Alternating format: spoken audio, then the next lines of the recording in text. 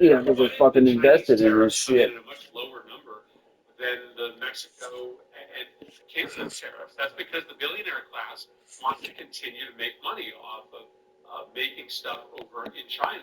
And let's be clear, the only way that Elon is able to do any of this is by using Trump as his vehicle. This really is the circle of life in the Republican side of the aisle. Trump uses his voters by lying to them about lower costs so that he can gain power, just like Elon uses Trump to help his own business interests in China and around the world. The entire GOP is just a circle of self-interested narcissists stepping over each other to help themselves financially and politically. And by the way, that's a point that Kara Swisher made here. I think they're using Trump as a vehicle, and I think ultimately Elon has the power because he has the money, he has the influence, the relationships, and Trump is older, and at the end of it, they need him for so long, I think, and so in that way, I think Elon's much more powerful.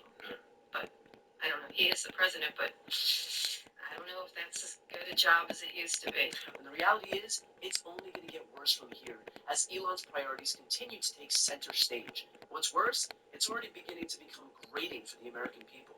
According to the latest Morning Consult poll, Elon's approval rating is already underwater among Americans. 49% disapprove to 39% approve. That is a net negative 10-point approval rating, which is especially bad considering this is the honeymoon period. This is when Elon should be the most popular as Trump's little shadow president.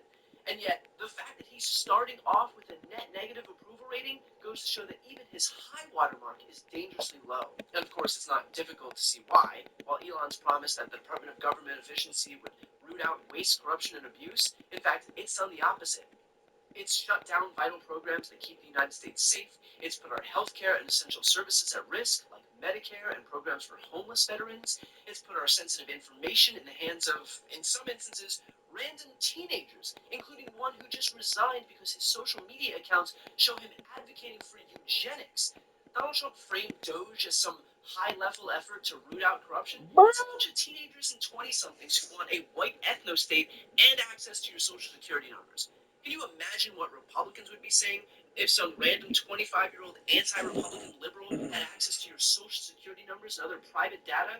Lou Dobbs would resurrect himself from the dead. And yet, that's what Republicans are doing right now. So, of course, Americans are souring on this corrupt oligarch taking an axe to the government. And given Donald Trump's reaction to Elon being on the cover of Time, it looks like he may be too.